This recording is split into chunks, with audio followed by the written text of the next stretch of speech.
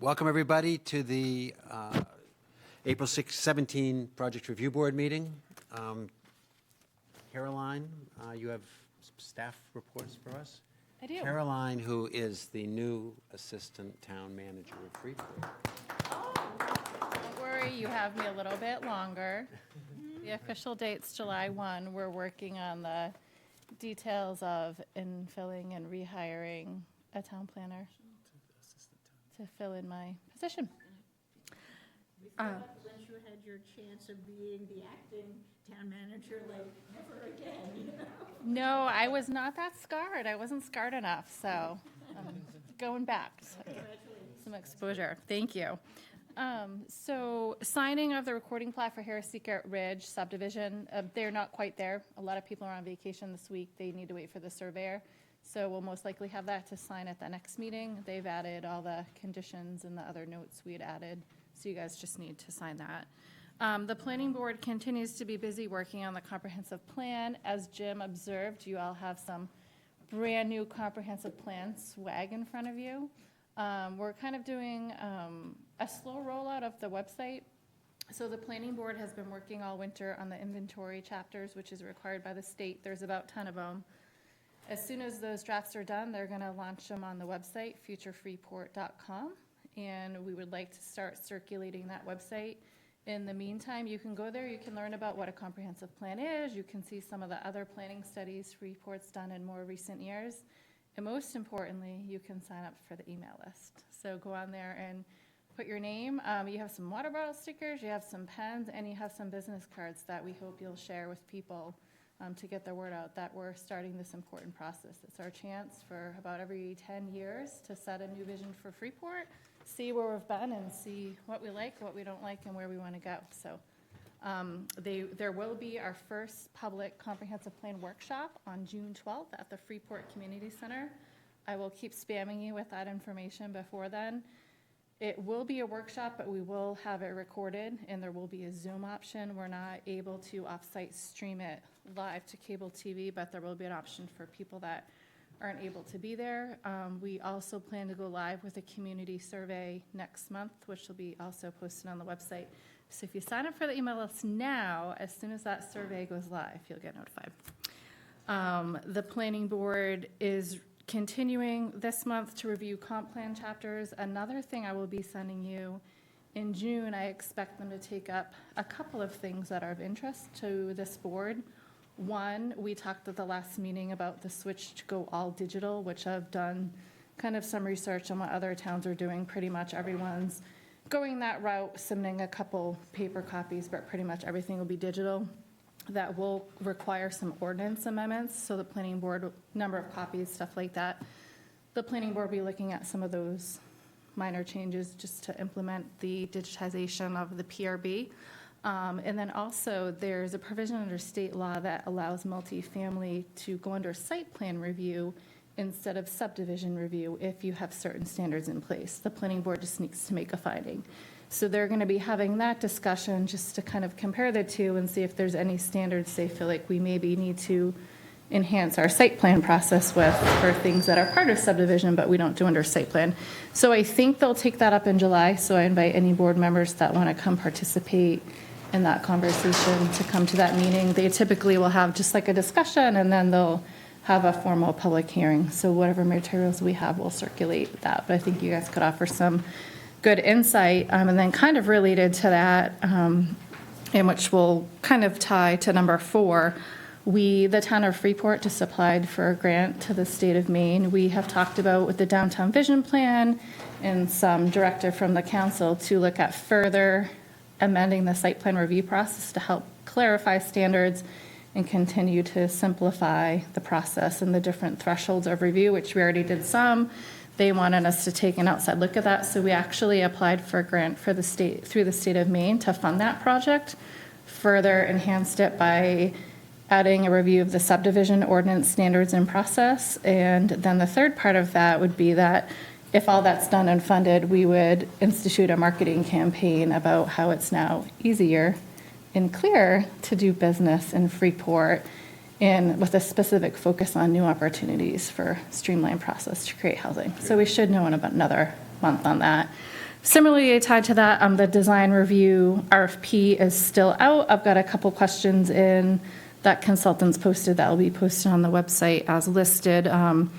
We will be reaching out as we get closer for board members to help interview. Climate action plan still is moving forward. There'll be a workshop with the town council in early May. Public's welcome to attend. Again, that's online if you want to do any comments. And then number 7, we were going to have a temporary activity permit for concurrence. That's when someone applies for a temporary activity permit from the code officer. If it's more than 3 weeks, it comes to the board for concurrence, but that's not ready yet, so we'll put that off till next month. That's all I have. Great. Thank you. Anyone have any questions for Caroline? Has everybody reviewed the, oh, Linda? Could you just, number 4, I thought you were talking about the vision, the downtown vision plan implementation, getting So, money to come in and do. no, so we applied for a grant, and if you might remember, as the downtown vision, we had about a dozen charters we were trying to implement.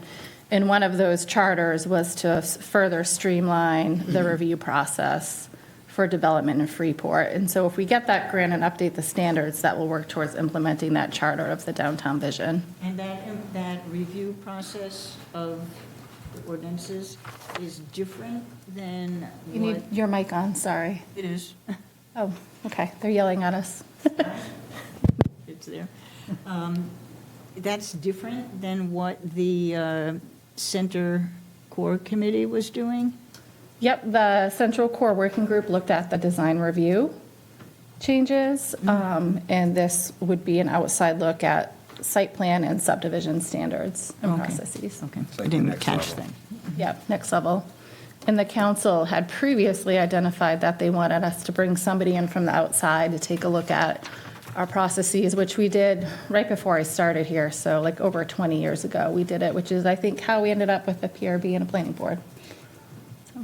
Okay, thank you. Thank you.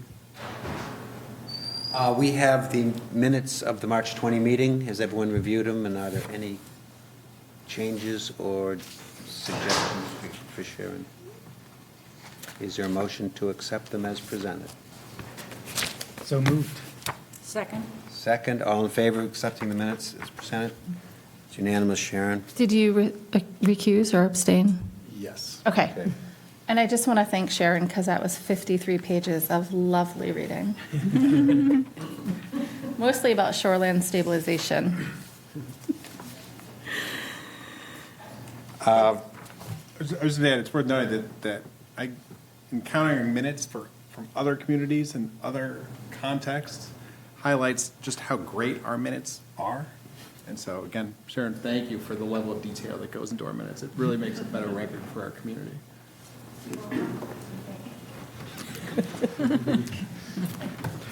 Tonight, there are 5 agenda items. The first 2 are public hearings, both involving L.L. Bean, and my understanding is there had been a potential third L.L. Bean matter, which has been tabled. Is that right? Nope, we just have these 2 LOB Okay, applications yeah. tonight. First is finalization of a application for a demolition permit.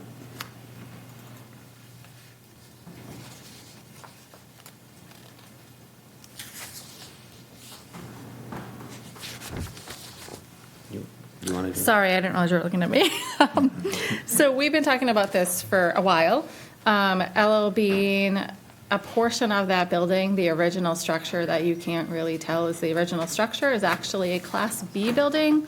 So per the design review ordinance, they have a 4-month notice period. They have certain legal advertisements and things they need to do to advertise this building. And if somebody's interested in taking it, they could do that. It's led to moving of structures in other cases. In this case, I don't think that much of the building was salvageable, or at least not in its entirety, which is why they're here with the next application tonight.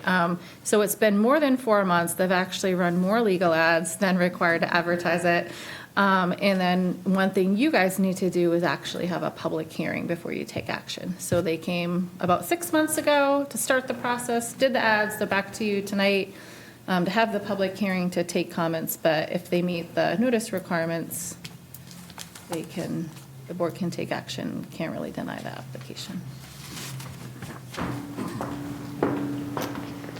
So I'll make it, whoa, really quick. We'll turn it down for you. Okay. Hello, my name's Kylie Mason from Sebago Technics, representing the application. I don't have anything to add, but I'm happy to answer any questions you might have. Usually at this stage, the question is whether 4 months has passed or not. So, why don't we open the public hearing? Is there a motion to open the public hearing? So moved. Second? All in favor? Okay, is there anyone from the public who wishes to address the application for demolition of L.O. Bean? Anyone zooming? There are no hands up on Zoom. Okay. Is there a motion to close the public hearing? Second, Linda? Sure. All in favor? Okay. Is there a motion? Yep. Yeah. Be Lynn? it ordered that the Freeport Project Review Board approve an application dated 9/13/23 for a demolition request filed by LL Bean to demolish a Class B building at 95 Main Street, Tax Assessor Map 11, Lot 64 et cetera, as the ETC, as the requirements of Section 8A2 of the Design Review Ordinance for the 4-month notice period for demolition of a Class A and/or B building have been met. Second? All in favor of the motion as read? Thank you. It's unanimous, Sharon. Second agenda item is L.O. Bean for seeking design certificate approval and site plan approval and a public hearing. This is for the southwest elevation, I think, Yes. and your phase 2. So go ahead and update us. Wonderful. Thank you, Catherine Wise with LL Bean. I'm the Senior Manager of Design and Planning. I've seen you all, so nice to see you again. Now that we know we can take down the building, let's show you what we want to put back up. So it's excited to show you the kind of the full context of both Project Area 2 and the site. And once again, this has been a very iterative process. We heard your feedback between these meetings, site walks, and so we'll run through, similar like we did Project Area 1 2 months ago, we'll run through the same kind of format with Project Area 2. So as a reminder, Project Area 1 is in green. That's already been approved. And the blue area is what we're here tonight, Project Area 2, which includes the new addition. Oh, did you guys lose my mic? You're good. I think you're good. Oh, okay. Which includes the new addition as well as the site. So some quick reminders about the feedback that we've got. So one was to include site work in Project Area 2. You'll see that tonight. I just reviewed that. This project presentation tonight will also show all the signage, not only in renderings, but we also have that in your submission, the actual signage layouts. Show accurately sized trees and landscaping. Similar to Project Area 1, will now show the install height, then the next rendering will show a 10-year growth. Show the materials and bring samples. Once again, we have the samples over there if we want to look at them, and we've also identified those in elevations. Show a rendering looking at Bow Street. This is included in the presentation. We know that's an important, and it's really similar to the one that you saw last time, but now we can actually look past the stair tower, if you will. And then show the current Hunt Fish building for context and ensure the peak is within the height of the Hunt Fish building, and we've done that. So going into the building elevations, this is the existing building. So what we're familiar with today, the 1940s building, which is this section right here. That was what we will be demolishing, which was just our past submission just a minute ago.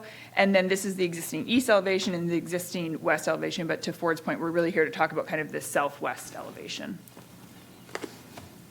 Here is a previous design from December. I want to note one small change that was made. If you go to the next slide, we've removed this band. It was a material change, so it's a very, very slight, but I did want to kind of call that out of that front elevation. And then the other thing that we've added is just that line showing the new gable peak and in context to Hunt Fish. And then the east elevation is primarily Main Street, so we don't need to spend a lot of time there, but you can see kind of the background, which would be the new addition. Next slide. This is our updated list. I won't spend a lot of time here, but we can go back to it, but those match in numbered order the physical samples over there. This is the same material palette as Project Area 1. and we can see that going on the next one. And then this is a bit of, I think you have this in your packet. This is a bit of an eye chart, so my apologies. But if we have questions, I'm happy to go through the individual materials. But in general, the design aesthetic is to match our current building. So we would like to have that same similar tone of that kind of that light tannish of the Hunt Fish and Home Store and Bite Boat and Ski Building. We want to add the natural wood look material to bring accent and that just that natural material to the elevation. And then we have the green roof, which we have green shingled roofs around the campus already. And it's also our core color. And then just the stone and dark accents for the elevation. And then let's go into the renderings that helps bring everything together. This is the overall kind of bird's eye view of the site rendering. You can see we have Discovery Park. It's expanded somewhat. We have still a drive-through loop as well as additional hardscaping behind the bike, boat, and ski building.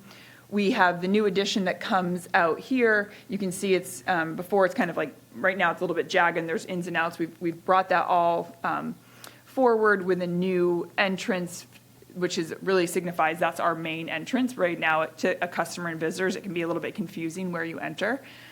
And then once again, we reviewed this last time, but this is that Main Street walk. It will kind of bring visitors up, trying to help that connection to downtown. Next slide. That is the 10-year planting. You can see those tree canopies become a little bit bigger. This is an overall site plan showing just from a different angle. This is a really nice plan. You can start to see how that new addition talks to the Hunt Fish and trying to get that more consistent architecture. Next one, and that shows the 10-year growth. This is the last overall site plan that we're showing a view looking kind of from the Bow Street area. Once again, you see that Main Street, that stair tower that we've already reviewed, and then the next slide. This is that 10-year growth.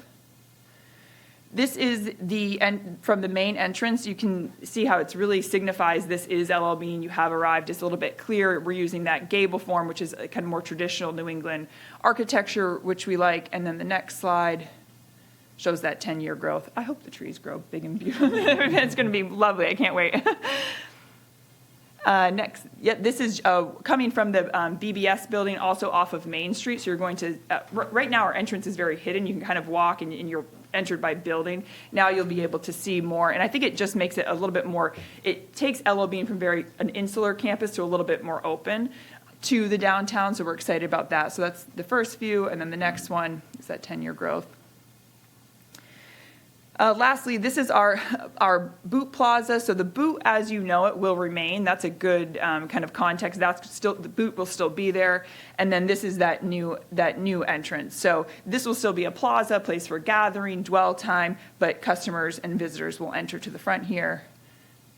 And then that's that 10-year growth. This is looking down, very similar to how you drive through campus today. You'll have that same vantage point as vehicle pedestrians. I will note, right now it's a 2-lane. We've brought that down to 1. We want to make it a lot more pedestrian friendly. So we have added grass and lawn there. Did you at one time say that loop driveway was meant to be sort of a limited access to help people get out of cars who can't walk? And Yes, yeah. How will the average shopper know that it's not a place to zip through? Well, I think by traffic calming, bringing the road in smaller, that will definitely help. Right now, kind of, and we really don't see a lot of speeding through there now. People are pretty respectful, and we won't have parking there. So I think that's the other piece. It goes to hardscape. So right now it's a bit of a hidden parking lot. We will be replacing that with accessible parking close to the building as well. But you will not have that parking area. Will you be adding, why is this? It's amplified so people in the room can hear you. Yeah, it didn't do it before, though. I didn't think. It was loud enough before. Yeah, I didn't touch it. Will you be adding signage all around for parking directionals and things like We'll have that? site wayfinding, yep. And are we supposed to be looking at that signage? So There's a lot of exemptions for wayfinding, but keep in mind that this portion we're talking about now, from a design review perspective, you're only viewing what's visible from the public right-of-way.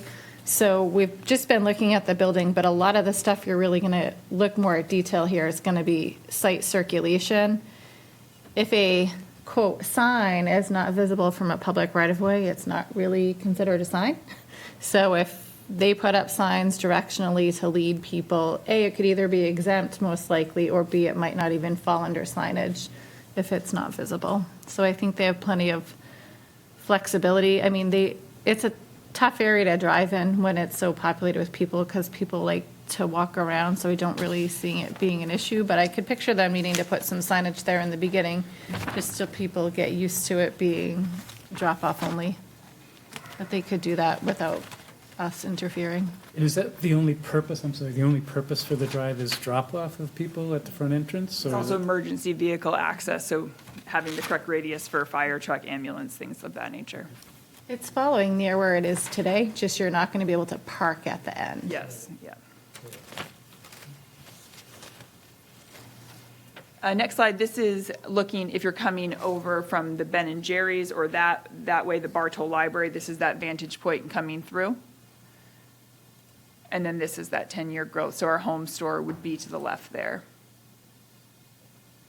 Just another one to kind of give the full context of what you're seeing. This is another example of the front entrance, and then that existing but modified loop. And then lastly, this does bring us to the signage, the building signage that we wanted to bring tonight. We are proposing yes, although we did Project Area 1, we didn't have signage in that package, so tonight we're bringing 4 new signs. We also have some existing signs, but 3, 4, 5, and 6 is what we're looking for approval tonight. And these are those locations. So number 3, which is that main kind of gable, that's our main sign. All of the signage is within ordinance, within size.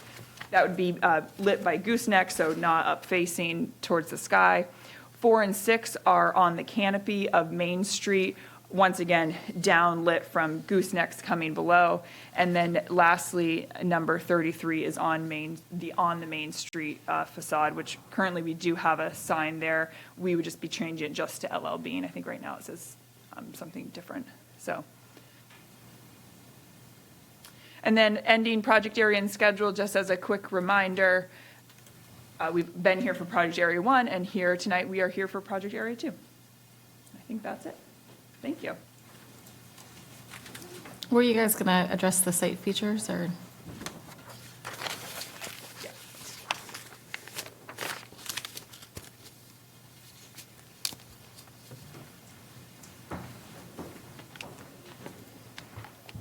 I think it'll help. I can quickly orient you to the site plan. So as Katie described, at the upper left-hand corner is Coyote Lot, just to give you bearings to the site and how it sits. Main Street to the right side here, Cross Street to the rear, unseen on the page. In the upper left-hand corner would be the Coyote Lot. This is where we're actually relocating all of the accessible parking, in addition to the parking that is in the Moose Lot over here on the left-hand side at the end of the loop. The circulation loop, as Katie described, is there to create access for many of the stores. This shortens the distance between the parking lots and the front door. It's an amenity service, but also provides access for public safety and any other events that they might want to host within the area, just giving logistical access into the property. Similarly, you can see the plaza area as it's depicted. One of the changes from the last time you've seen it is the inclusion of additional green space area. This is largely as you've seen it previously. It's a reduction of impervious of over 15,000 square feet. We are getting a minor revision from DEP. Everything seems to be in order, and we're happy to answer any questions. 2 things I want to note for the board. Since we no longer have an in-house engineer, we did have a peer review of the stormwater management and erosion control done by Goral Palmer, who's been doing a lot of reviews, and they did sign off on the plans in an email that was in your packet and attached. to the staff report, they are going to have some pervious pavers, so the standard condition of having a stormwater maintenance agreement has been added to the list of conditions to make sure they're maintaining and reporting on that annually. They will have a reduction of parking. Overall, as Kylie mentioned, they are not going to reduce the number of accessible spaces, they're just going to relocate them. But there is a reduction overall because I call it new, but the parking standard we've had for like 3 years now is really based upon the interior dimensions. I know that the applicant has hundreds of parking spaces that are in excess of what is required, but until they get those final plans for the inside, like we've done with others, there's a condition here that before of a certificate of occupancy, they bring in those updated floor plans with the updated interior calculation, just to demonstrate for a parking recalculation that they still have an excess. And then the only other thing that was shown on the plan, I'm not sure if people picked up on it, if you look behind the boat, bike, and ski building, you see a paved area where there's tents, and so the plans do show it as being paved, or if budget allows, it would be stone. So they want the flexibility. It's not visible, so it probably wouldn't trigger them to come back, but I just wanted to note it for you because it was in there on the plan drawings. I have a question about the access for people to go behind the boat and ski and whatever you call that building, to pick up canoes and things like loading of cars. Is there an area where they could pull their car up to do that that's not in that circular drive area? Yes, that is actually part of the circulation design. So in the event that we did have somebody loading up a kayak, there are multiple points where they could access. So this is both turning radius that accommodates fire vehicles or public safety, but also accommodates the loading and unloading of kayaks from a delivery standpoint, but also allows for supplemental addition, right, if they wanted to put it on your car. It would not be loaded here in that back area, but there is room for it to be loaded within the campus. And isn't that curve there where you said it was narrowed down to a one lane instead of two? So They're not going to be loaded in that lane. So can you just point on the map, the plan where you're talking about having those loading and unloading areas? So to give you an idea of how that would work, so think of this as a supply, not an end user. So the supply trucks have the ability through lifting this bollard to come in to park their vehicle, load the kayaks, unwrap them all and load them into the kayak shed, and then proceed outward. From an end user standpoint, there's a couple different locations. We don't have those shown on here. They could access into this area, but that's not determined. And what's that surface material that area is? It's bituminous. Okay. You mentioned a bollard. Where is that? So there's a number of bollards here. You'll note on your plans from a site perspective that some of these are manual lift bollards, so they can be lifted out. This keeps them secure. It's the same detail that we have over here at Puffin Park for a loading. So currently they come in this way, they might lift the bollard for access, and then they put the bollard back. Thank you. The green space that where you sit for a concert or something, how much larger, can you tell us by how much bigger that space is than is there today? Significantly larger, but the best way I think would be to, can you go to the plans Even actually? just the Yep. depth of it. No, I'll show you the actual, the best way is in your packet, you'll actually see the demolition plans.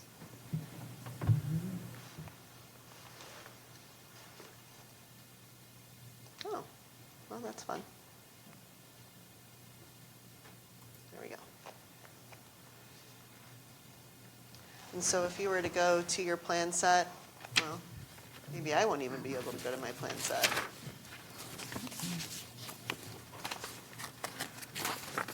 Let's do it together. I think it's probably just an internet download speed. So if you were to go to your page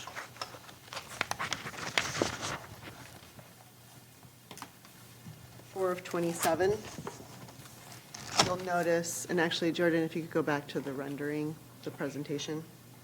We're going to do two sides. What you're going to see is there's a sidewalk that currently bisects. And so using the rendering, I'm going to move over here. The current crosswalk is right here and crosses from the flagship in front of the boot across the area here to Hunt Fish, or I'm sorry, formerly Hunt Fish, the home store. And this area between this location and this location is the increase of the, I don't have the square footage for you, but maybe we call it 25% bigger. How's that? 20.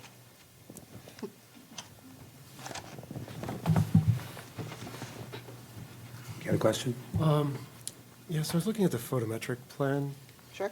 and just trying to understand what's happening, particularly at the pedestrian level. And I see that there's lighting around the roadway aspects, but it shows 0 foot candles essentially in the middle green area, which I think we know is not true, especially in terms of the string lights. But so obviously those haven't been accounted for.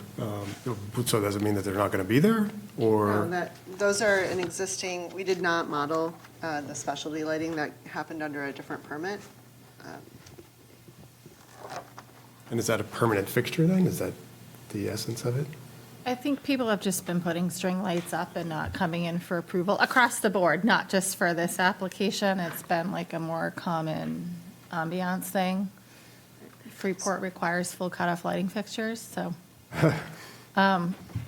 So I don't know that that's anything that's ever showed up on a plan. We haven't seen it accounted for in other photometrics plans that I'm aware of either.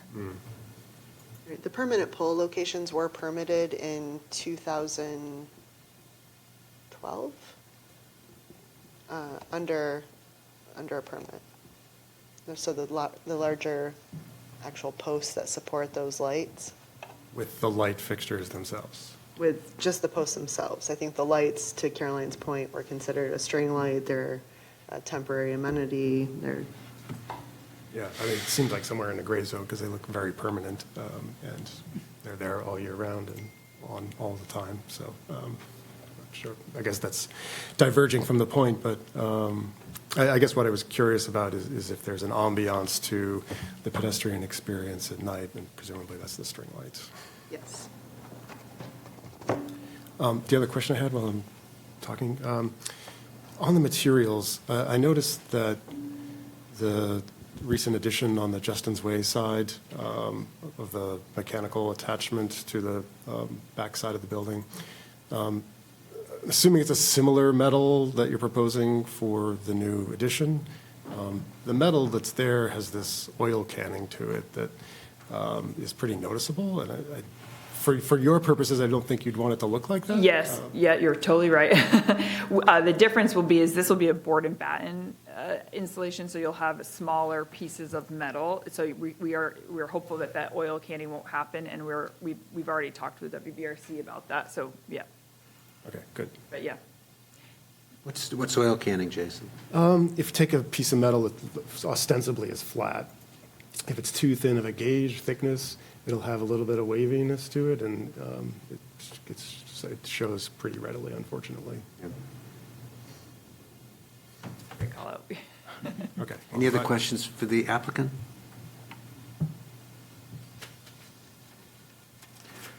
This is also a public hearing.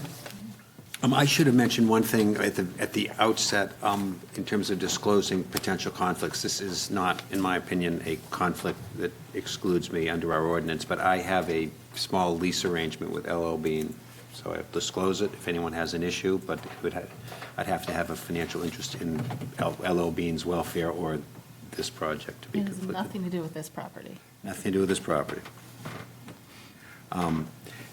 Is there a motion to open the public hearing? So moved? Second? All in favor of opening the public hearing? If there are any members of the public here with any questions or comments with respect to these two actions, which would be the design review certificate and the application for site plan review, please go to the microphone and introduce yourself. Is there anyone Zooming? There is one person on Zoom, but there's no hands up.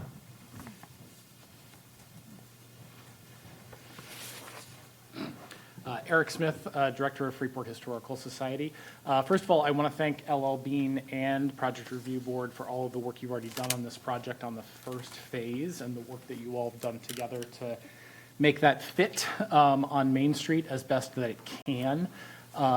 I just want to call out that this is coming to you, as you know, under the new design review standards where there is some specificity about what historical buildings this design is supposed to be compatible with. Can I pause you for 1 second? Sure. This application has been talked about for so long that it's under the original standards. Got it, okay.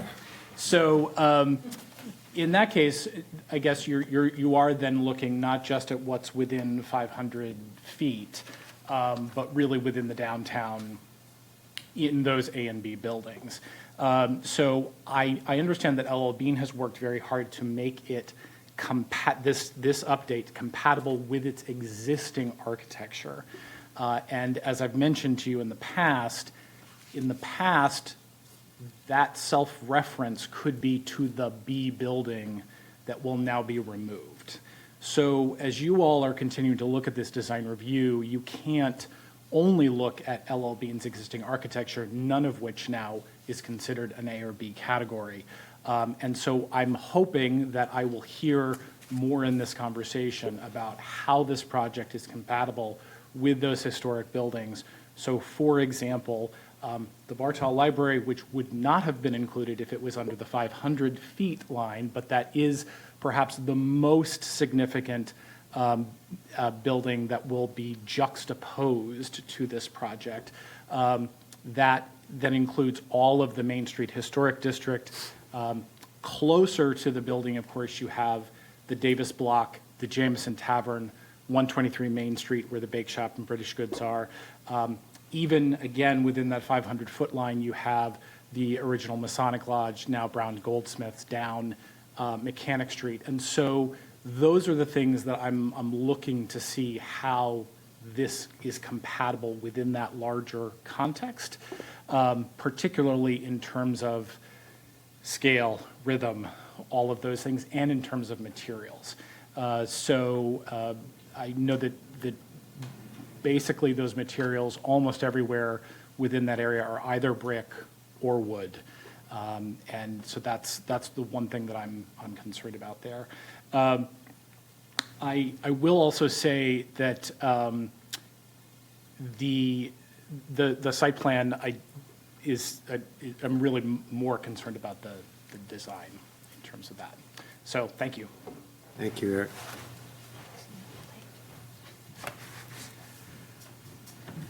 Are there any other members of the public? Kylie, would you or Katie like to react to that? Thank you for the comments. I do want to, all valid. One of the things that we got a lot of feedback from for Project Area 1, I will remind the board, was to conform better to the other side of the street and where Eric is referring to. So just a reminder to this board, we came back, we kept the awnings, we added a trim, we tried to make it a little bit more ornate to match that. So that section of the building was really where we wanted to kind of talk to that downtown aesthetic.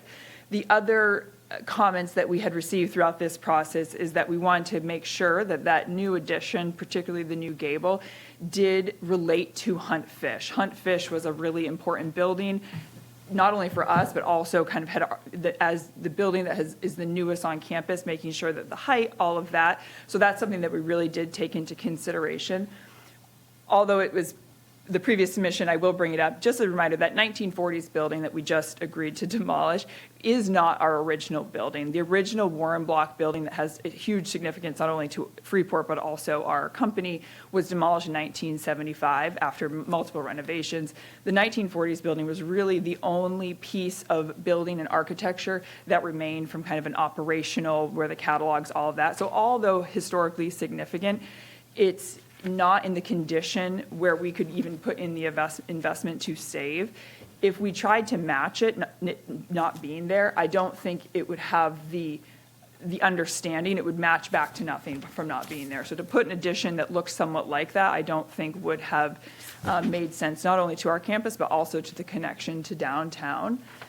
Lastly, I will say, a comment was made last time that in hopes of taking down that building, that we would, make sure we looked and reused materials, and we are continually doing that as a project team, whether it's wood, whether it's reclaimed pieces of that 1940s building. Our intention, particularly when you go into the interior, is to feel that some of the heritage and that essence is there. However, to be very frank, new building codes are more up to date than when they were in the 1940s, and so some of the exterior things that we can see from that architecture and time are just not allowed today from a building standpoint. So, any questions for me? Apart from Eric's comment, just for clarification of the public, the building that you're demolishing has no exterior walls, is that right? No, it does have exterior walls. It has 3 exterior walls. That are visible from the street? Oh, sorry. Oh, my apologies. No. Okay. One of them might be partially. So we looked at this on the site walk. Again, portions of this aren't visible from a public right-of-way, so they don't come under design review. One thing to note with regards to scale, I can't remember if we said this, so sorry if I'm repeating myself. There's actually a decrease in overall square footage here of over 34,000 square feet of floor area. So the building is actually getting smaller with the addition and the removal. It confuses me too, but we're taking a 3-story building, we're replacing it back with a 2. So I mentioned it months ago, but one of the intentions of this building is to help accessibility outside of our store, but also inside. So currently our store is 7 different levels because of that, the 3-story addition that's stuck onto a 2-story addition. So when you try to get into our kids department or down our camping, you'll notice you have to take either a ramp or go up a couple steps. We are eliminating that by putting in this 2-story addition, but that's where you find the decrease in square footage. Thank you. I don't know where this is going yet, but it seems to me that the space in between at the Boot Plaza, that era or addition to the building, at the time somehow was trying to work with the 1940s-ish structure in terms of the aesthetic of that, with the kind of vertical boards and the horizontal clapboards and the windows fitting in. So it just makes me wonder, like, how did that work in the dialogue that you all great. had about what the vocabulary for Yeah. the future is, in a way? Yep, So- no, that's a really good question. One of the things we wanted to do is this elevation shows we have this gable entrance, which talks to not only our current campus, but also we did a lot of research in downtown, particularly for us. But there's a lot of gable architecture forms in downtown Freeport. That's a very New England vernacular. LL's home, which happens to be a building of ours, has that, as do many different buildings throughout downtown Freeport or Main Street. So that gable form was really important to us from a very early stage. What we then did is, to your point, Jason, we wanted to create that board and batten feel. It's on our other buildings. It's in that addition. And so everything you see in this kind of lighter color is board and batten siding. And then below, this area is actually, this roof form steps back. So this whole first story actually comes out a little bit larger than the second one. And this helps give a more human scale to the architecture. It's not kind of a massive building looking at you. Hunt Fish does something similar, but with a porch form. So that was our intention there. And then where people and visitors are kind of most closely interacting with our building, that's where we brought in that wood look siding, which will be a vertical siding, similar to how you see on barns. Yeah, and it's interesting that, this is obviously a bigger scale building than a historic building, and how you have to have a coherent language to what you're doing and respond to your identity and the parts of the campus that kind of lend itself towards, I think in terms of the simplicity that you've put together, that makes a lot of sense, as opposed to doing it like Christmas tree shops, where you've got all this sort of pastiche of Yes. different things that have historical references to them that make no sense and are just sort of a visual cacophony. So in that sense, it seems like it's working. Thank you.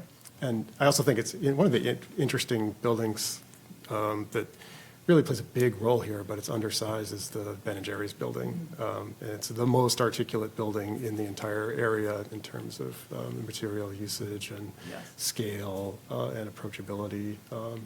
And it seems like with the porch here, you're achieving some of those same sort of things where there's this sort of understory to it. It's not all just a flat face. And you come at it from different angles, and it kind of has a vibrancy in that way. Thank you. Those are my thoughts on it. Is there any other public comment? Nobody on Zoom? No hands up on Zoom. Is there a motion to close the public hearing? Oh, thanks. I just wanted to reiterate, I don't have any objection to the demolition of that, nor do I think any of it should be repurposed or anything else, which is why I did not speak on the first item. I'm only speaking on design review, not the demolition. The only other thing I was going to say, and Caroline, thank you for reminding me, I think there is some disagreement about the visibility from the right-of-way. I think even though this is very much focused away from Main Street, every part of this building is visible from the right-of-way. If it's not visible from Main Street, it's visible from Nathan Nye. So there really is almost no corner, except for maybe the very corner where the current main entrance is, that is not visible from a public right-of-way. You can see all of this from the opening between Ben & Jerry's and the home store on Nathan Nye on that crosswalk as you cross that. And you can see most of it, certainly the gable piece, from Main Street, which is really part of the point, as Katie was pointing out, in terms of having that emphasis on the gable. So I'm hoping that you will keep that in mind as well. Thank you. Eric, can I ask you a follow-up question? I know you didn't say this, but I want to clarify. I mean, is it your belief that this design is incompatible with existing A and B buildings? What I'm hoping that you all will consider is whether it is compatible with those buildings, which I will acknowledge is a challenge because of the scale, and this is what Jason was just talking about. Absolutely, nearly every single one of those buildings that I named is a gable building. There's a few that aren't. The larger scale ones aren't, like Bartol and the Davis block. Most of them are, but they're much smaller. And so obviously the challenge is how do you bring that compatibility into a much larger scale? I think particularly where I am hoping you will focus is on materials and whether all of that comes together in a way that is compatible. Does that answer your question? No, but I understand why you answer it that way. I have just, I don't even know why I'm making this comment, actually, and I probably shouldn't, but I think the explanations are coming as the compatibility is within itself to itself. I think what we're being taught, being said here is there a compatibility with the older buildings that are on Main Street? And at this point in time, I don't see how that's even going to become possible unless we deny this, because these buildings have no relationship to the brick and the structure of the other buildings. So it kind of is a major dilemma in my mind, and I'm like almost saying, what else are we going to do? I hate to say that because I don't really like to go that route, but I don't know what else we could do at this point. I mean, you guys did have that site walk a year ago or so, and we looked at a lot of the buildings across the street, and we looked at the different view sheds and what parts were visible and what parts were not. Design review, it does look for compatibility with A and B buildings and the property itself. Buildings don't have to be identical, but you like to see the features that it incorporates. In this case, there's some materials here that have a precedent of being used different places. Obviously, the color scheme, you just approved the use of these materials on the Main Street facade at the last meeting on that, not right along Main Street, but at that portion kind of set back at the upper plaza. In answer to your point, I think the horse is out of the barn here. I mean, LL Bean has been that large a presence for many, many years. No, I'm not Long before this. arguing No, I what understand. they're doing. I'm just saying I think that that's a dilemma that I think, as you say, probably have to admit at some point that we've gotten past that as a dilemma in our discussion, but it is something that we're being asked to actually talk about. So we're talking. Let's close the public hearing first before we get into that. Are there any other comments from the public? Is there a motion to close the public hearing? So moved. Is there a second? Second. All in favor of closing the public hearing? Unanimous, thank you. Okay. Lynn, go ahead. No, I was, in terms of scale, we had something at the other end of Main Street that was a scale issue, you may recall. And we can't, I mean, LL Bean has always been a big place with tall buildings and many floors, and they're here are trying to make it all work, as you said, within the campus. But to try and make it fit or mirror what else is going on in town, that's was done years before you and I came along. So I think it is what it is. Good. I agree with the comments on scale, and I think also, if you go back to the code and visit the definition of visually compatible, which I think some of this is going to, I'll just read it. It's not the intent that all buildings in a neighborhood should look the same, but that a mix of styles, sizes, et cetera, that blend together well shall be allowed, and that facade designs that predate 1930 in Design Review District 1 and 1950 be encouraged but not necessarily required. So I think that in the code gets to it. And I think the other thing in terms of materials, from just going from the code in section 7, relationship of facade materials, going to the second sentence, in Freeport, many different materials and colors are used on facades: clapboard, shingles, patterned shingles, brick, depending on the architectural style of the building. The facades of a building, particularly the front facade, should be visually compatible with those other buildings around it. So again, I think we are visually compatible the way it's been put forward as relates to the code that we're asked to judge based on. Jim?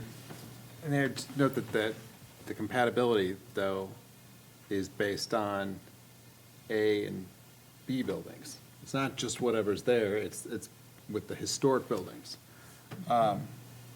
And with that in mind, I think that I've got a follow-up question that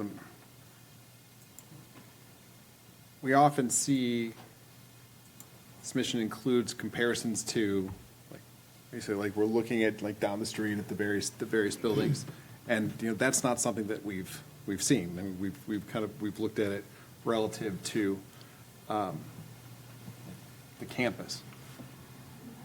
So my question is that do we have sufficient, without that level of detail, do we have a sufficient record to be able to make a finding that it satisfies those things?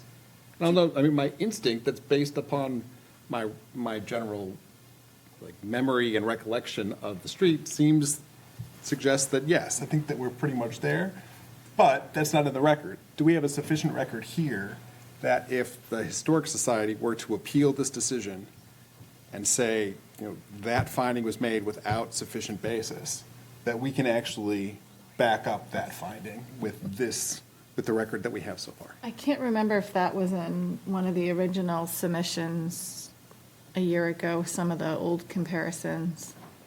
If I might, so at the beginning of this process for the Justin's Way project, we did submit an A/B exhibit of the relevance within the context of this development. So all the A/B structures were identified. At that time, we were talking about the HVAC height, if you recall, and how it was compatible with those surroundings. But we also talked about the context of the materials for the Justin's Way project. We continued that conversation for the Main Street project, and I would think it would be suitable that it continue to wrap around, and it is compatible with all of those rulings as one large application that continues to be amended.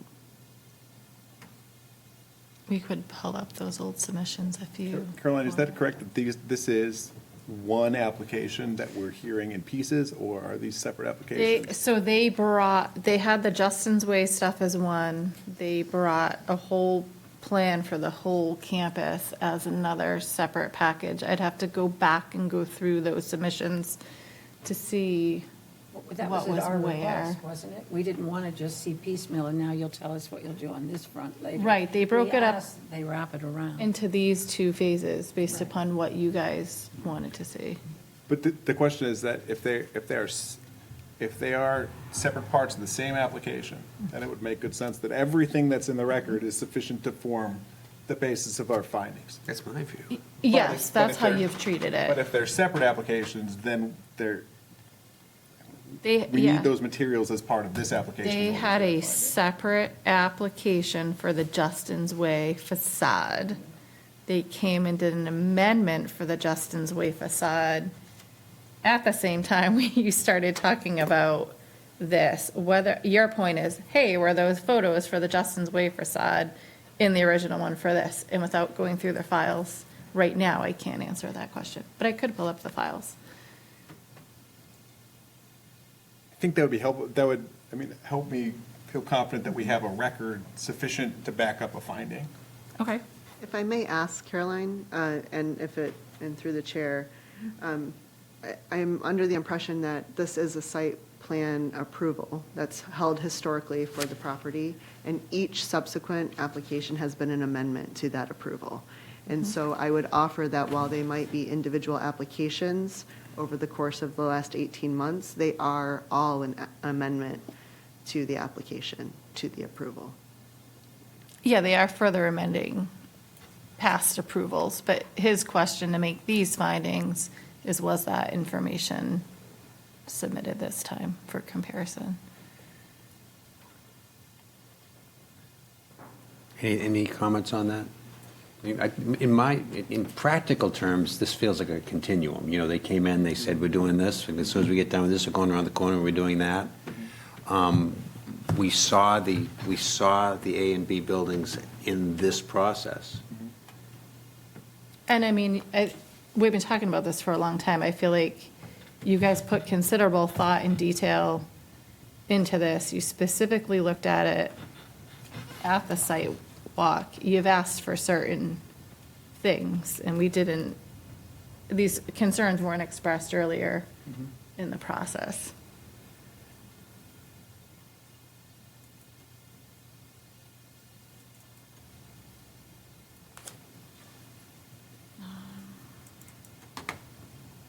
Are there any other comments on that, or in general, or questions for the applicant?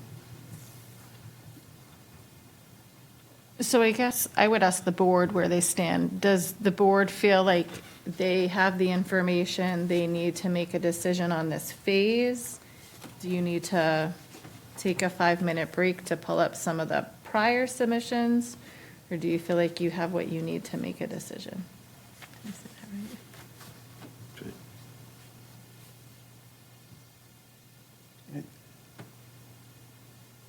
I feel like it is beneficial to the applicant to basically, to formally incorporate the broader record into this record, to make sure that all of those, it makes good sense that they are a continuum. Technically, they may be outside of it. And by taking some secondary step to incorporate those things into this application, I think that will probably be then sufficient to address my concern about the lack of anything specific to point to. Would you, knowing that we're talking about something we've all seen, I understand you're talking about whether it's formally in the record. If the motion for our consideration is a 5-part motion, and Section 1 says that this approval incorporates by reference all supporting plans that amend the previously approved plans, what if we added language that is specific to Phase 1, Justin's Way application, which is where we received the A and B photos? If it, for example, I think if it said that it incorporates by reference all supporting application materials and plans that amend the previously approved plans. That, just adding that word that allows us to bring in all of the prior application materials, I think. What if you use the word where it says, I'm reading just from the third line of that number 1, where it says board meetings and hearings on the overall subject application or all-encompassing, some wording, an adjective that takes all of these into account in that one phrase. The subject application is this particular one, but if we expand that to say, Application, all applications to date.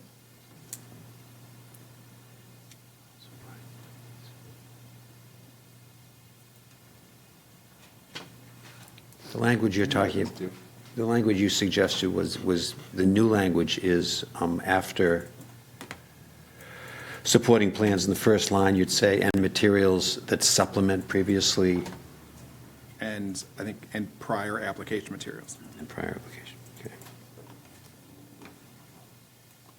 Any other comments on that? Any other comments generally about this application? It's a good approach that you guys came up with. It's good. No other comments?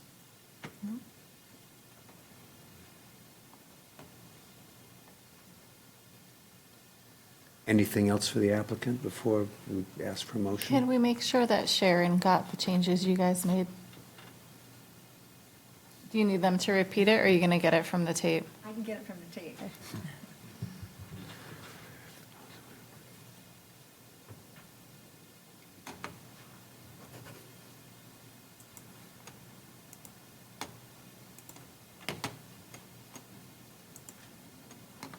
Is there interest in a motion? Yeah, I'll do it. Just correct me if I miss the modification along the way. You going to try for it? I'll try for it. Okay. Do I get credit for trying? We're going to find out. I did. No credit. That's right. Be it ordered that the Freeport Project Review Board approve the printed findings of fact, design review certificate, and site plan amendment for LL Bean, Inc. for exterior alterations and site changes at the flagship store at 95 Main Street, Phase 2 of the Main Street Improvement, Tax Assessor Map 11, Lot 64-ETC, to be built substantially as proposed. Submission dated March 2024, finding that it meets the standards of the Freeport Design Review Ordinance and the Freeport Zoning Ordinance with the following conditions of approval. 1, this approval incorporates by reference all supporting plans and prior application materials and plans that amend the previously approved plans submitted by the applicant and their representatives at Project Review Board meetings and hearings on the subject application to the extent that they are not in conflict with with other stated conditions.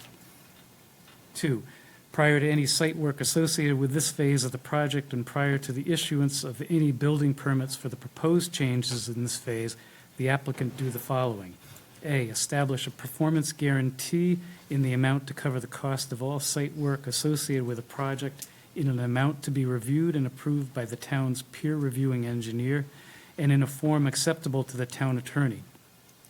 The performance guarantee shall cover the cost of all site work, erosion control, stormwater management, landscaping and hardscape, etc. Along with the performance guarantee, a non-refundable administrative fee at the rate established by the Freeport Town Council be paid. B, establish an inspection account in the amount of $3,000 to cover the cost of site for inspection of the site improvements by the town engineer. C, the developer have a pre-construction meeting with the town engineer. D, the applicant provide a copy of the approved modification to the site location of development permit from the Maine Department of Environmental Protection to the town planner. E, the applicant enter into a maintenance agreement for the stormwater management system with the town of Freeport and to be recorded in the Cumberland County Registry of Deeds. 3, prior to construction on the proposed building alterations, the applicant obtain any applicable permits from the Freeport Codes Enforcement Officer. 4, prior to installation of any new signage, the applicant obtain approval of sign permits from the Freeport Codes Enforcement Officer. And 5, prior to a certificate of occupancy being issued for the new building, the applicant submit the required information to the town planner for a parking recalculation for the flagship store. Is there a second? Second. Nice work, Fred. the new assistant town manager has pointed out that we have to change wording on subpart 2, C and D, to change the wording from town engineer to town planner, because we don't have a town engineer right now. So, yeah, so on B, just strike engineer at the end, inspections by the town, and then C, have a pre-construction meeting with the town planner. Do you have a second on that change? We want to clarify that we won't have a town planner either for a period of time. I know. We will make sure you have a town planner at all times. The town manager is concurring with that. Is there a second on that, those two amendments? Yeah. Okay. All in favor of Fred's good motion as presented? Unanimous.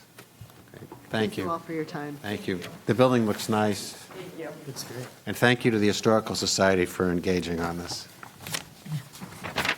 Third agenda item is the Freeport Conservation Trust for 3 parking spaces at 236 Flying Point Road. Hi, Ed. Good. So the Conservation Trust has been coming to you fairly regularly to add parking at their trails. Their standard design, which you're seeing here, is to add 3-car parking lot. They tend to oversize them. They are gravel. They will have 1 space that's designed for an accessible parking, and then 2 other additional oversized stalls. The peer reviewing engineer did look this over, was not concerned from a stormwater management perspective.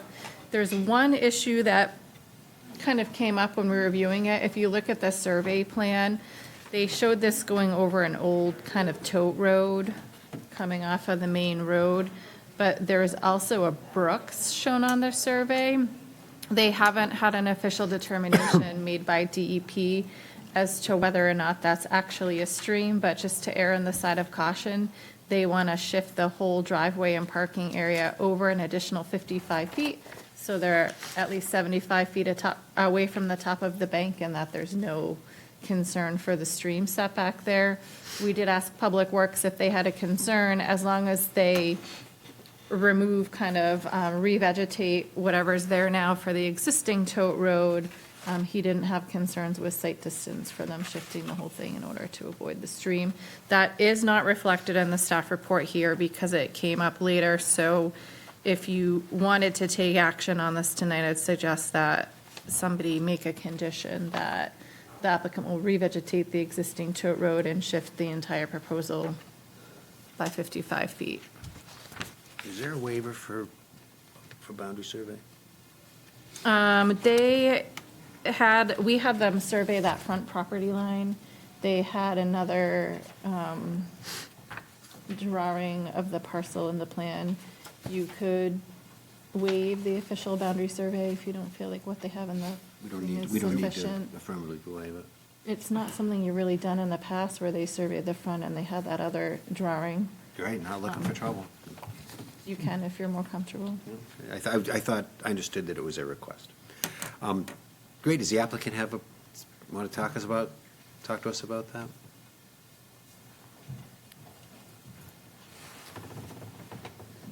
Good evening, Ed Brainerd, volunteer for the Freeport Conservation Trust. So I appreciate the feedback we've been getting from Caroline and the Public Works. But you have a question about, you want to hear more about moving the property away from the drainage? No, just your application and just your. Okay. I mean, the purpose is, we have the 10-acre parcel on McCoy Bay, and there's a 40-acre parcel inland, and it's getting more use, and people are parking on the road. So it's really just a safety, the purpose is safety. And, we built a couple other ones and had some more experience now with, building these parking areas. And there is the one, except for what's in the application, there is the change to move, so we're at 75 feet away from that drainage. We hadn't really, it's not worth our time to go down the path, like, is it a stream under DEP or not, or even just submitting for permit by rule. It seems like it's better just to, move it down, since we own plenty of property, and it actually increases the site distance a little bit by moving it. It will require some additional clearing because they're not able to reutilize that tote road. The other thing I forgot to mention is the town has a requirement that any portion of any driveway within the right-of-way has to be paved, so the beginning section of this driveway will be paved, and then the rest of it will all be gravel. That's standard under a separate ordinance, just fun fact, if you're interested. Any other questions for the applicant? Caroline, I'm trying to figure out exactly how to introduce this additional language to the proposed motion.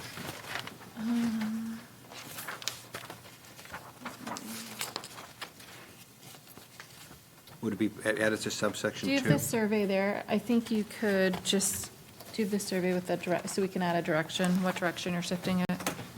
East, okay, so I think you could do.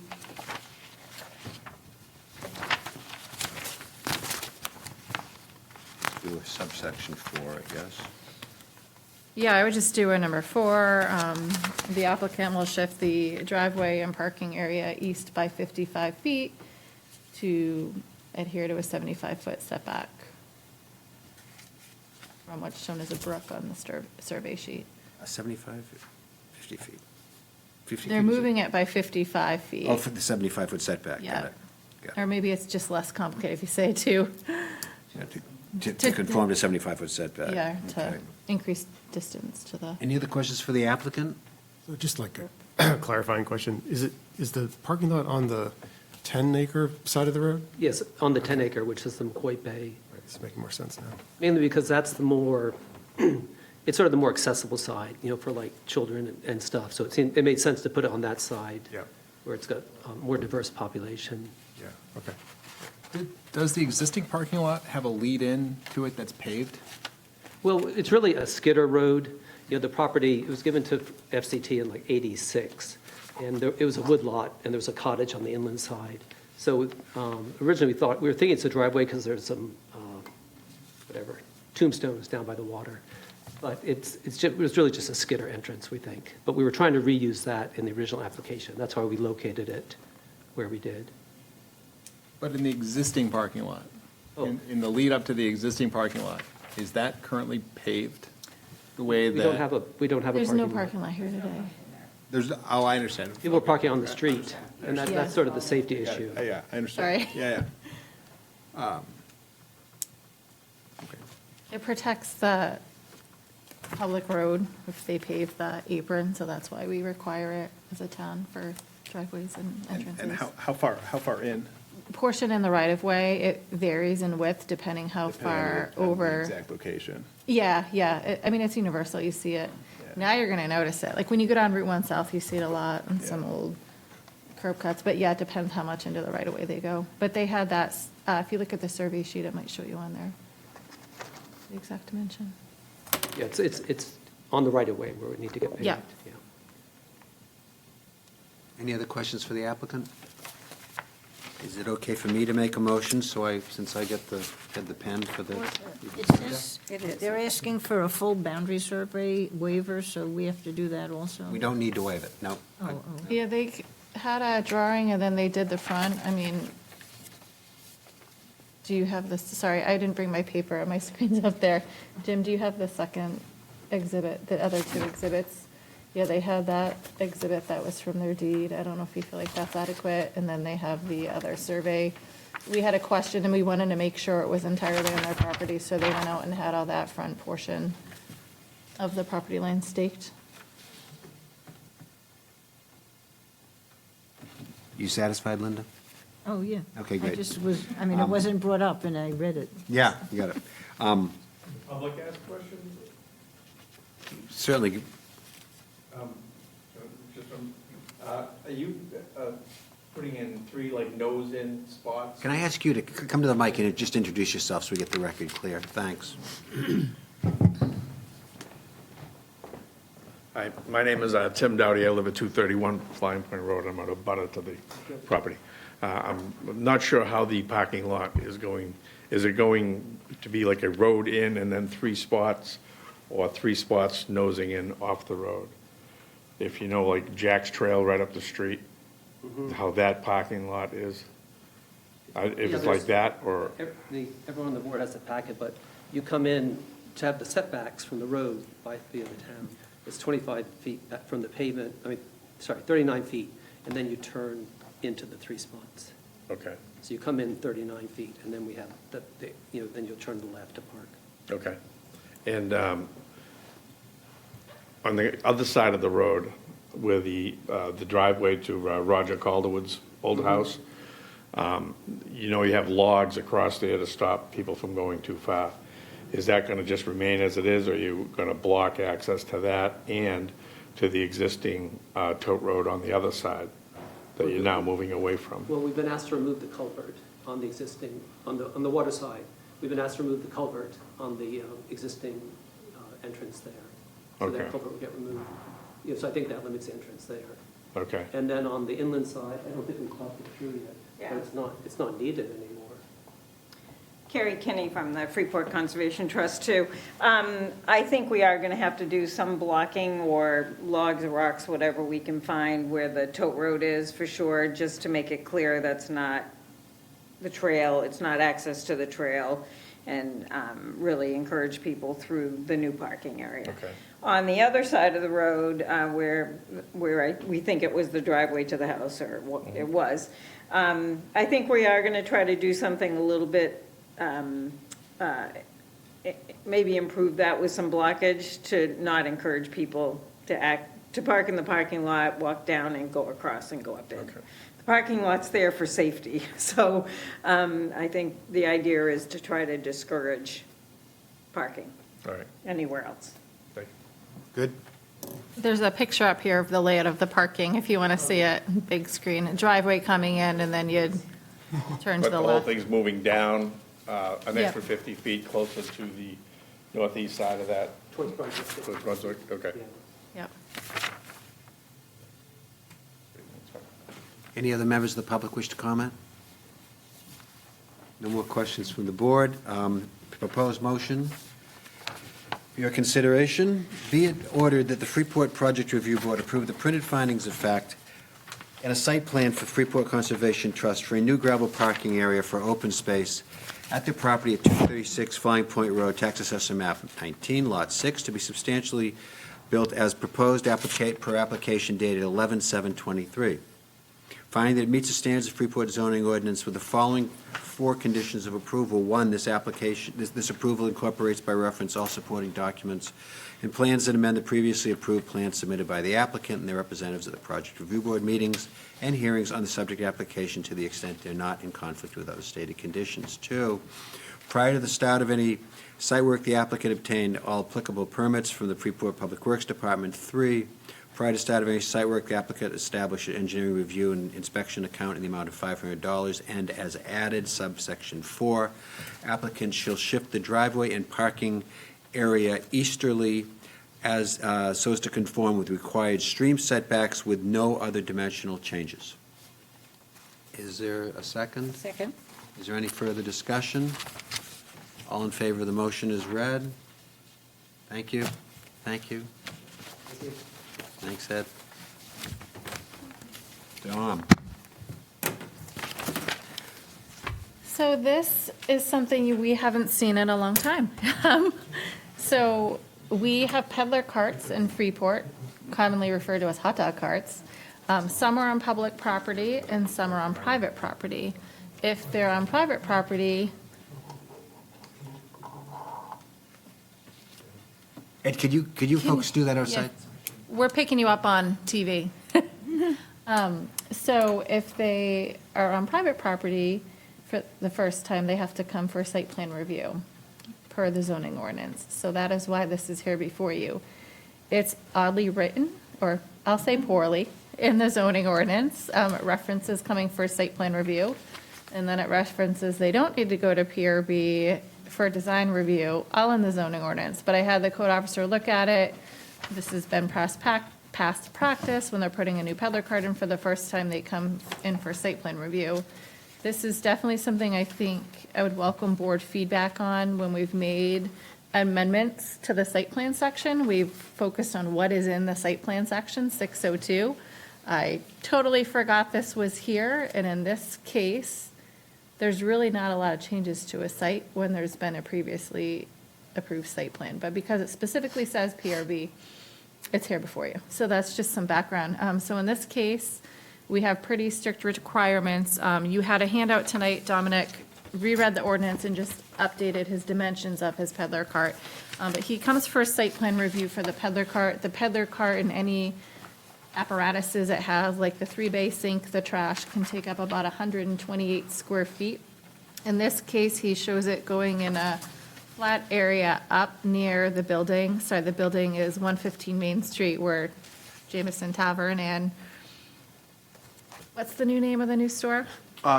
Visit Freeport and Double Barrel. Double Barrel. I knew the barrel, I couldn't remember the Additional double. spaces. Double Barrel is located. So he's proposing to put the cart on the existing surface with no site changes, just in the grass area at the top. It would be out of the existing walkway. It meets all setbacks. He might have a sign that would come under the purview of the code officer when he permits this. The ordinance is specific on that. They do have to have parking when they're operating. In this case, Dominic had a parking recalculation back in 2019. I think he has 5-point-something spaces on site, so he intends to use one of those surplus spaces to meet the parking requirement. No utility connections and no other site changes proposed. Anything to add to that, Dom? No, all that's true, and as you face the building, as you face the granite stairs, I propose the food cart be on the right-hand side, so the north side of the stairs facing the street. Yeah, going to build the cart to all applicable codes, and Now, are you double barrel? yes, You are. I am. So you are outside and inside the building? I will be. Yeah, okay. So do we have a lease? Dominic's the property owner? The property owner is Landmark Freeport. That's LLC, correct. Which is your LLC. Correct, yes, But the applicant is Petrillo Food Co. that's right, yeah. So Well, we need like a right title and interest between the applicant and the owner. And so if, like, for example, if the applicant was in the name of Landmark Freeport LLC, then I think we're all clear. Sure. If it's staying here, then there has to be some kind of lease agreement between these two different entities. Well, I'm not sure if I wrote the application with Petrillo Food Co. as the applicant or Landmark Freeport as the applicant. I noticed that on the agenda, although I'm not sure that that's how I wrote it. It doesn't matter, but if that's a. Petrillo. if- It is Petrillo. It is, yeah. Well, if that's something that we had to make a change, I can make a lease agreement between Petrillo Food Co. and Landmark Freeport. That's, Is there any reason could you change the applicant to be Freeport Food Co.? I could. Well, I would change the applicant to be Landmark Freeport. Landmark I'm Freeport, sorry. Yes, yeah. that's just as easy for me as well. Hi. The signage there today is, you have the thing over the double barrel over the door. Correct. And then you have beer, cider, gifts over here. And then you have some standing tent things. My question is, are you going to repeat double barrel where you have written proposed location? Are you going to put something on the front of your front serving area so that people, I didn't understand that this was part of double barrel. And somehow, I guess because, are you going to add hot dogs on this sign that says beer, cider, gifts, hot dogs? So the No, so only thing I can before hear- you I is could- the cart. Yeah. The cart will have signage. Correct, yeah. So the signage that exists there, the signs on the windows, those will stay just as they are. The signage for Double Barrel will stay just as it is. And the only signage that I will have will be on the cart. Satellite signage for food carts is not allowed in the ordinance, so we won't have any. Will it indicate that on your, what do you call your cart? You can call it a food cart, yeah. Will it say food? So, because if I drove by tonight and I saw beer and cider, Right. and I knew where you were going to put your thing, Right. but I'm just saying it would, people need to know it's worth the climb, that when they Of get up course. there, there's food. And that's a very good point, and I do have signage proposed in my peddler cart application to the code enforcement officer.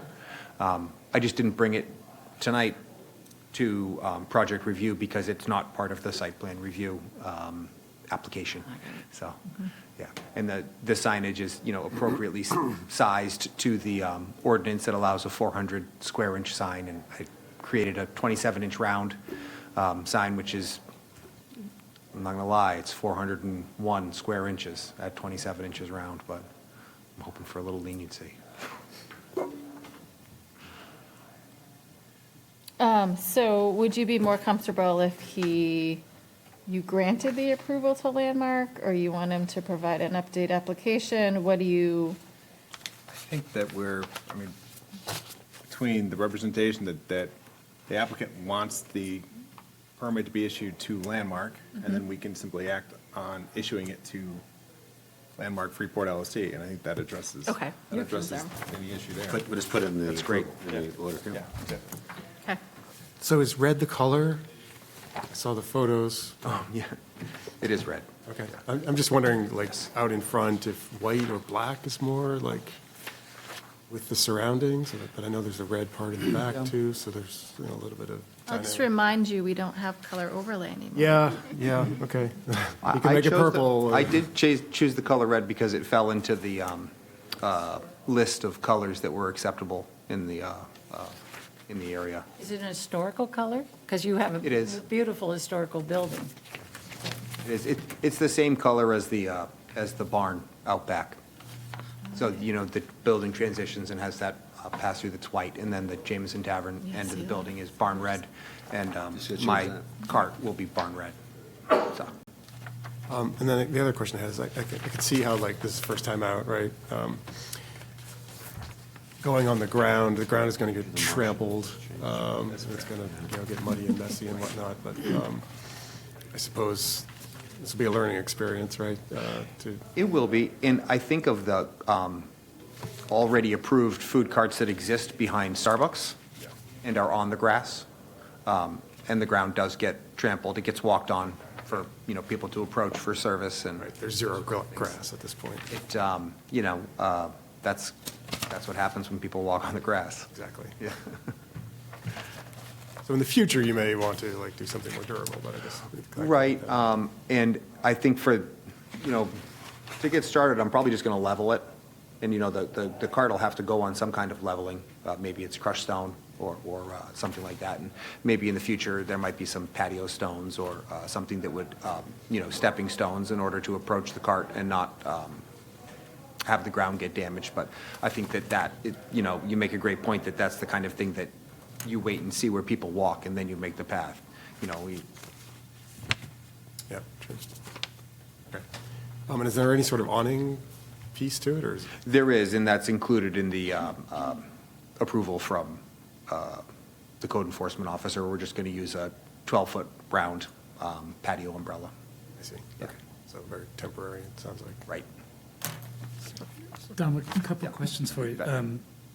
In the code, what the code enforcement officer needs to approve is, there is a maximum size of the stand, if you will. Right. Your original submission looked to me like it was bigger than that.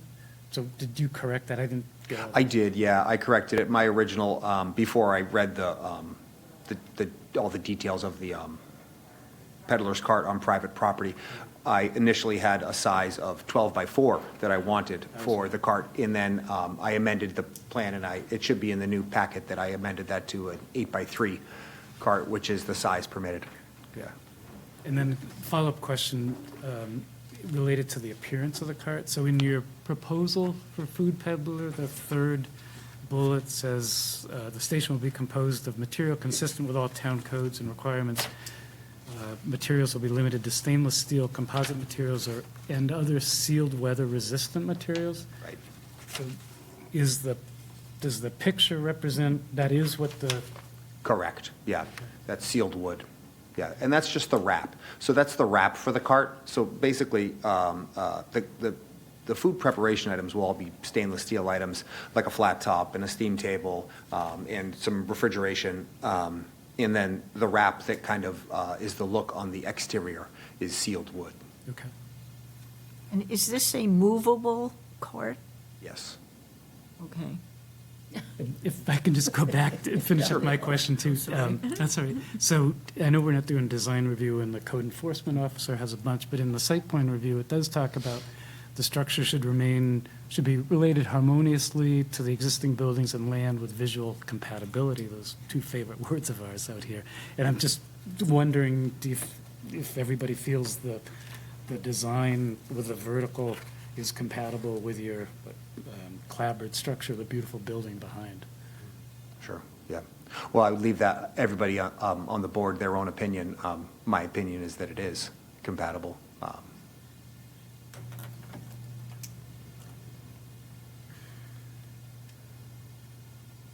Any other questions, comments? Can I clarify with Caroline, is a design review question part of this application? It is not.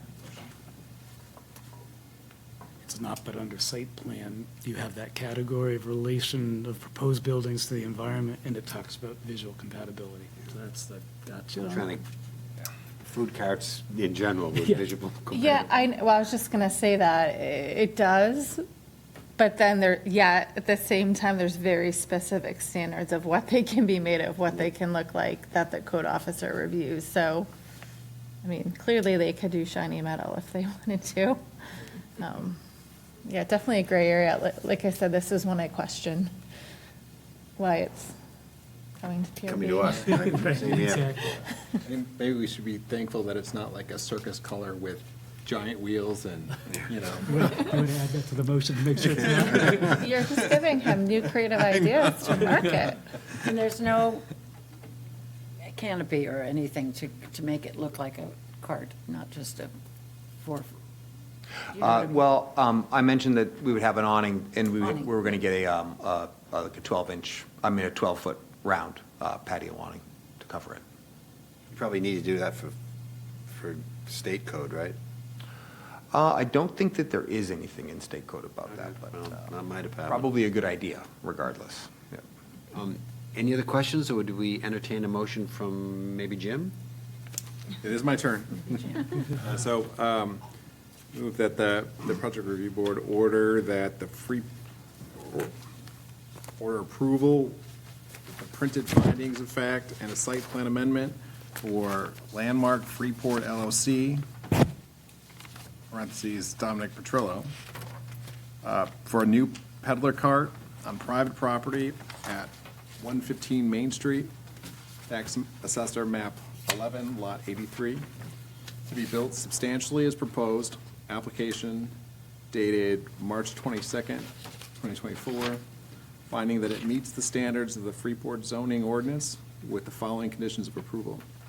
1, this approval incorporates by reference all supporting plans that amend the previously approved plans submitted by the applicant and their representatives at project review board meetings and hearings on the subject application to the extent that they are not in conflict with other stated conditions.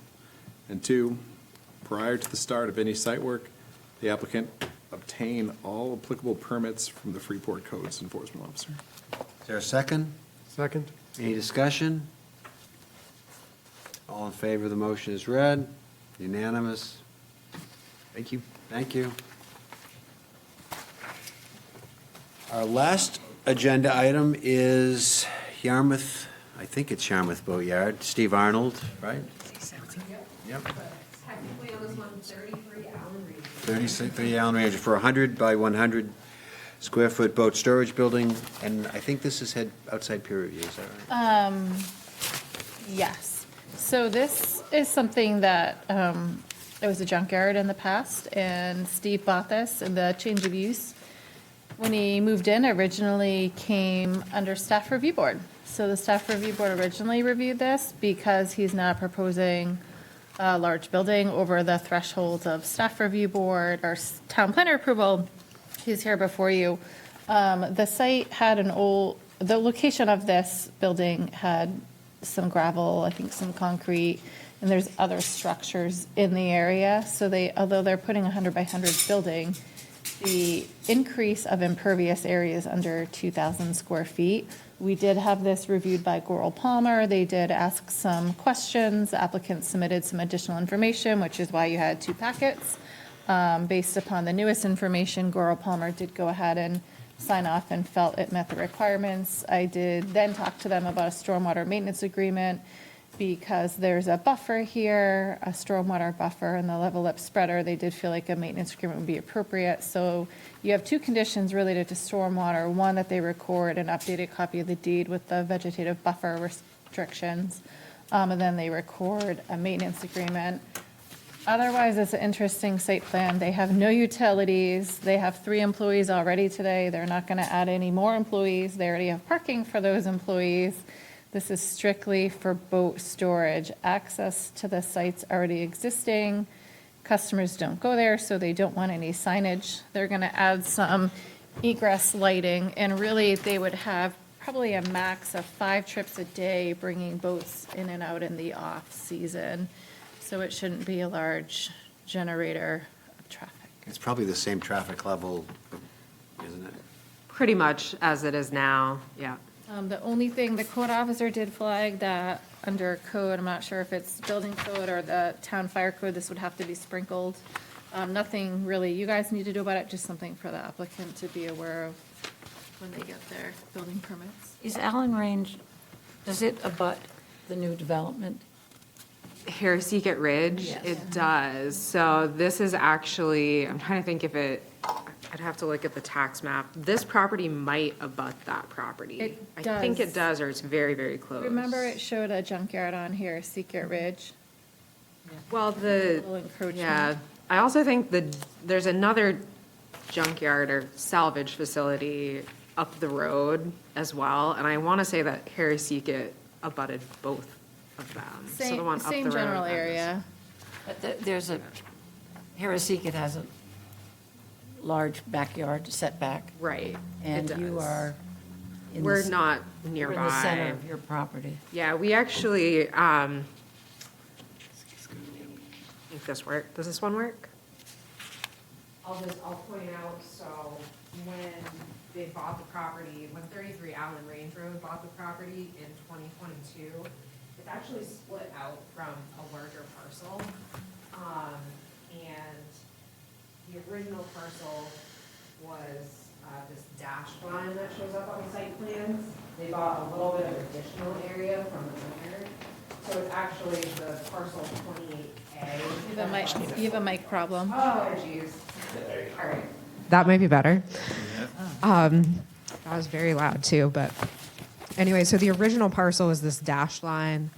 In 2022, when they purchased it, they added a portion of the land from the neighbor, which was also the seller and the former owner of the Freeport Auto Parts junkyard. And so it's really parcel 28A that sort of surrounds our parcel on 2 sides anyway, that abuts Harrisecret Ridge. Thank you. Yeah. This is about 10 acres. They'll have, over half of it's still going to be vegetated.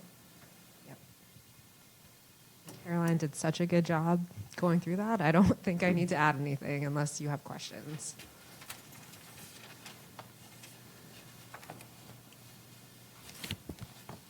And you understand sprinkling? That required. Yes. Yeah.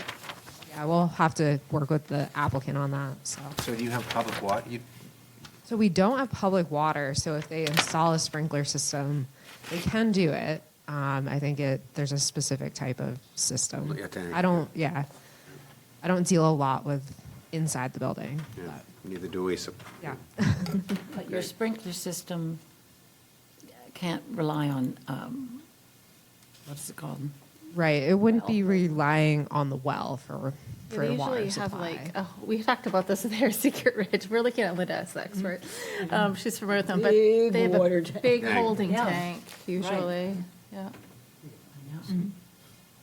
Yeah, it just has to meet a specific, like, fire flow for a period of time, so. That's about what I know. Are the boats that are being moved in and out all being moved like via truck trailer? Or is there other equipment like some of the, for like some of the larger lifts? What did you see? Yep.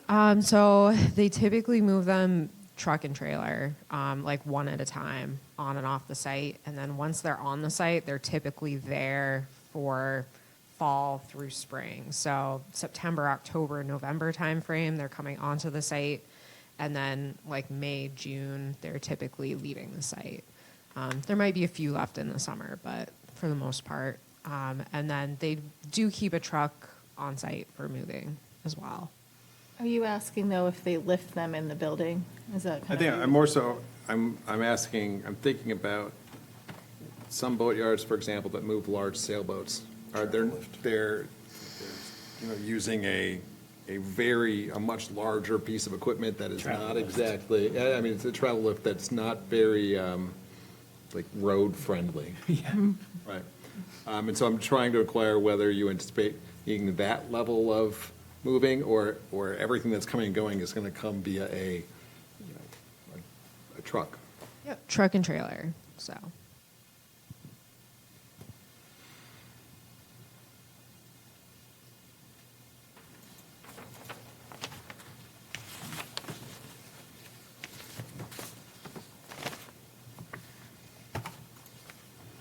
Any other questions? I thought it was a thorough application that had been thoroughly gone through by Goro Palmer. Is a proposed motion? Want me to do it? Thanks. Be it ordered that the Freeport Project Review Board approve the printed findings of fact and site plan amendment for 33 Allen Ridge Road LLC, Steve Arnold, for a boat storage building and an existing boatyard at 33 Allen Range Road, Tax Assessor Map 18, Lot 28, to be built substantially as proposed, application dated 3/25/24, finding that it meets the standards of the Freeport zoning ordinance with the following conditions of approval.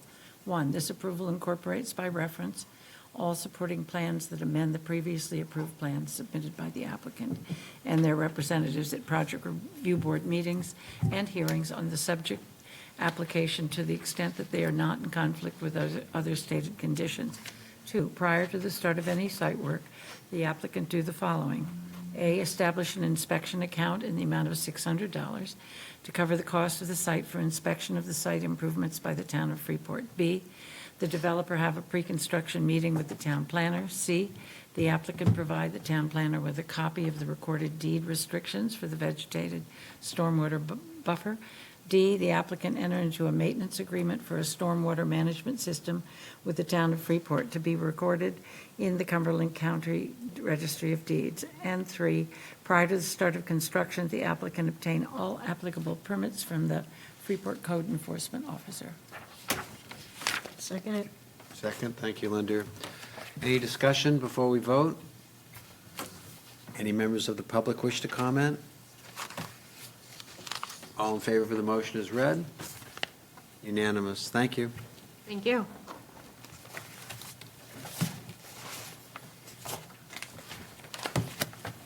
Early night shop. An hour and 45 minutes, I don't know. Not done yet. No one made a motion. That's right. Does anyone want to? Who does that? Motion to adjourn? I'll So make that moved. motion. All in favor? Second? Great. Thanks. Thanks, everybody. Thanks, everybody. Thanks for coming, Sophie.